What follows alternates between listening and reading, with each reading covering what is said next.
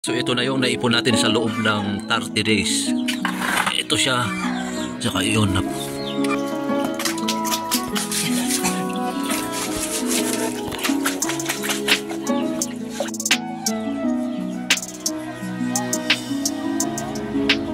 Ang gagamitin pa rin natin na magpipis ay itong ating ginagamit na sluice box.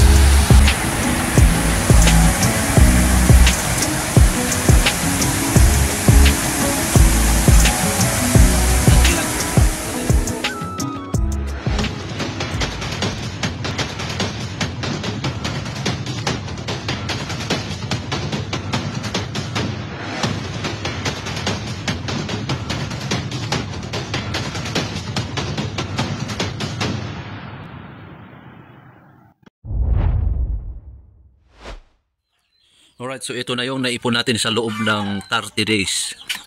Ito siya. Saka yun, punong-puno yan. So bali, 3 pirasong ganito ito. Ayun. So ang gagawin natin ay i-screen muna natin to, salain natin. Papunta dun sa labas. Ang bigat. Ayan. Salain natin gamit nitong screen na to. Ayan. Ayan, kunin natin yung iba.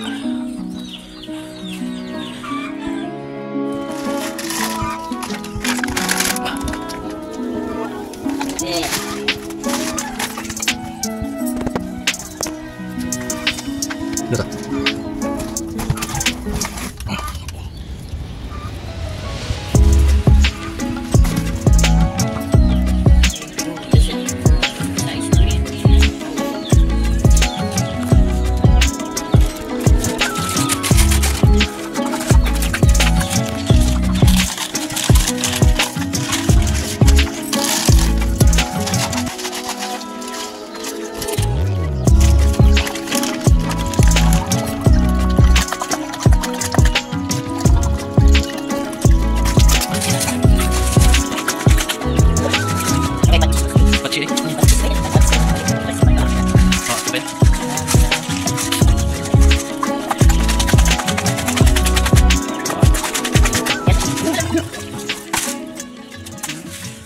So kaya natin sinasala ito kasi pagka nagpiis tayo mamaya, ito kasi babara to sa babara to sa ating sluice box pagka magpipiis tayo.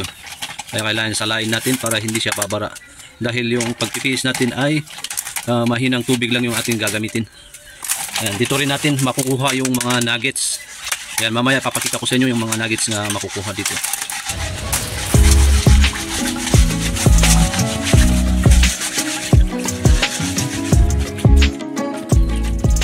Okay, so ito yung sinasabi kong nuggets na makukuha sa mga pinagsalaan natin ganito. Ito yung napili niya. Ayan, pakita ko sa inyo yung nuggets. Yun o. Ayan, yung sample ng mga nuggets na makukuha sa mga pinagsalaan. Ito yung mas maliwanag.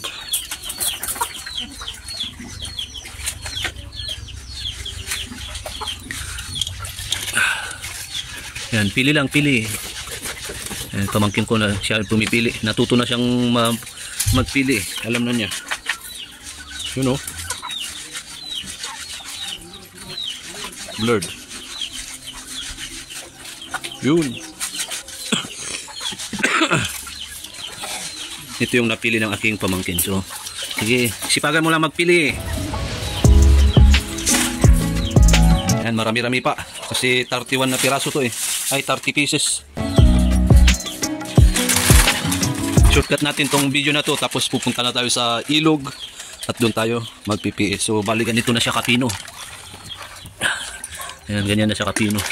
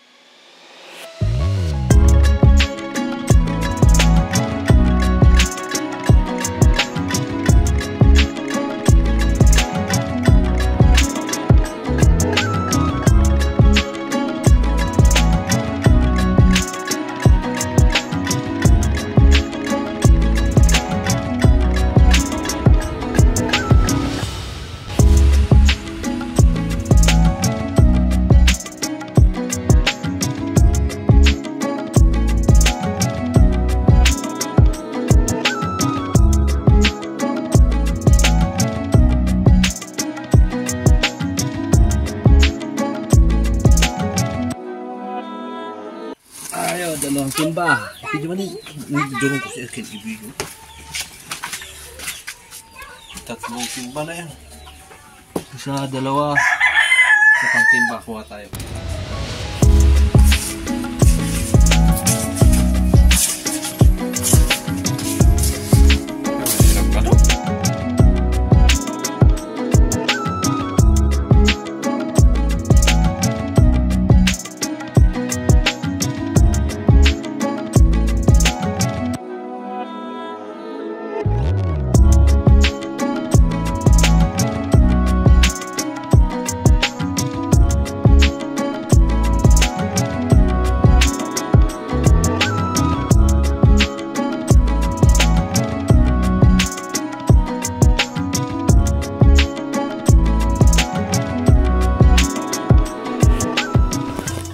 Ayan, so tatlong timba yung ating ipipiis sa ilog. Ayan, so pupunta tayo sa ilog ngayon at doon natin ipipiis yung tatlo na yan. Okay.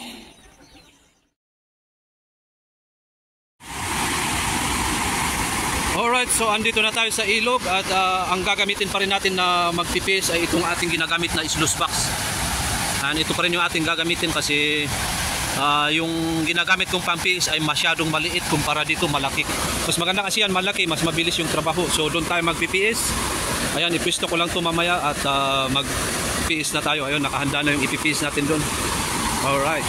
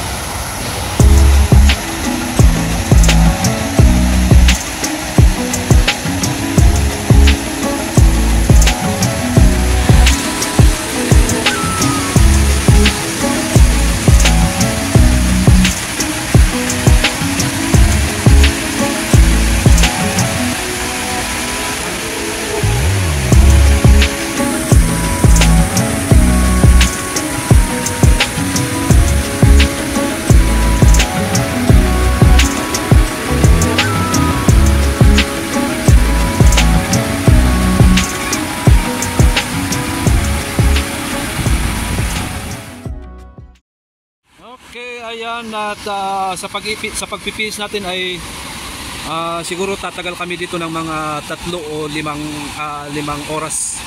Ayan, kasi 3 timba ito eh. Ayan.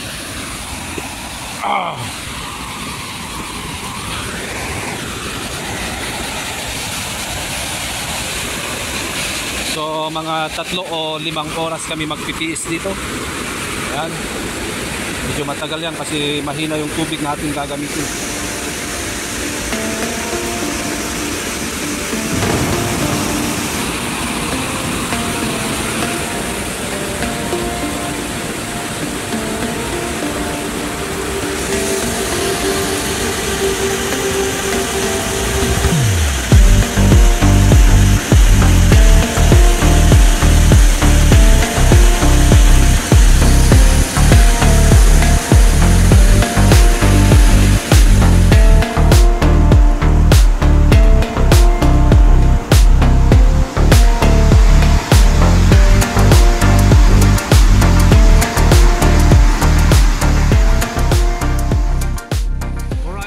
So dito tayo nagpapaning. Ayan, nag-umpisa tayo dito. Dito tayo nag-umpisa hanggang sa doon. Hanggang sa dito na ako nagtagal. Kaya lang nahinto tayo kasi humina yung source natin ng tubig. Ayan. Masyadong mahina yung source natin ng tubig kaya na-stop na. Ayan, maganda pa naman yung sample doon sa bandang yung pinong buhangin na yun. Ayan, pinong buhangin na yun. Maganda pa naman yung nakukuhang ginto dyan kasi pinong-pino siya. Kaya lang wala humina yung tubig natin. Kaya ito magpa-process na lang tayo at tamang-tama naman nakuha natin yung ating 30 days na tinatarget. Dito lang din ako nag-PS kasi maganda dito, malinis yung tubig. Ayan, kung hindi sana humina yung ating tubig doon, mag-uumpisa na sana ako dito. Ayan, diretso sana yan, pataas hanggang doon. Kaya lang humina yung ating tubig. Okay, so malapit-lapit na rin kaming matapos dito sa ating pag-PPS. Yan, baka isang oras na lang or 30 minutes tapos na kami dito.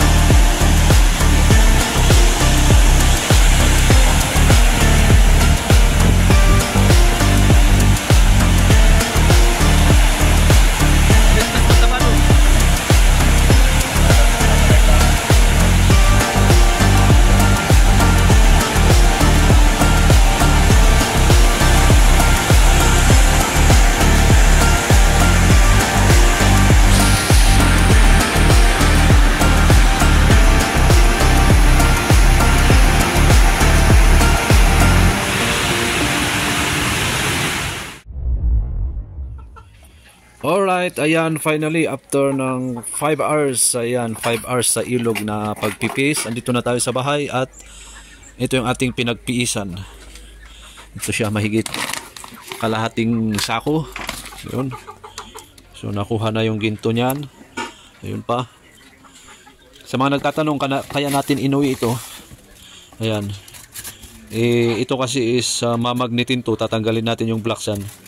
Tapos padadaanin sa bull mill. Ayan, so may ginto pa ito. At ito yung ating tinatawag na inanay. Ayan. So sa susunod nating vlog, sa susunod nating upload ay papakita ko sa inyo ang paraan na tinatawag na dayas. So dito tayo sa ating refinery area. Ayan, so gawin kong dalawang upload itong processing natin kasi pag ginawa kong isang upload masyadong mahaba yung video. Baka abutin ng 50 minutes o kaya mahigit pa 1 hour. So gawin na lang nating dalawang upload. So dito tayo sa susunod nating upload is yung tinatawag naman na dayas. Gamit itong sabak na tinatawag. Okay.